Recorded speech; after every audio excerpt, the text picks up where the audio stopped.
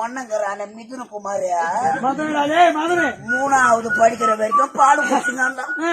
இங்கத்தான் பால் குடிக்கிறான்னு ஸ்கூல்ல சேர்த்தா அங்க ஆயாமா பாலை குடிக்கிறான். காது குடுத்து கேட்க முடியல.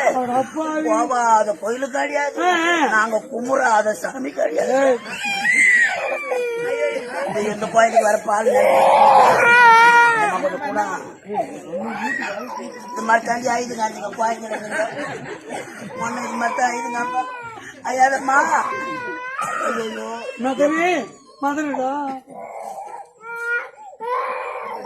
பால்வாடியில என்ன பண்ணா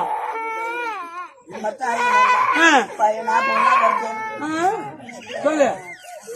பால் மறக்கத்துக்கு வேப்பில உருவாண்டு அம்மியில வச்சு நல்லா ஒட்ட அடிச்சு அம்மாவை சுத்தி தடை விட்டு பையன் ஸ்கூல் போயிட்டு வந்தான்.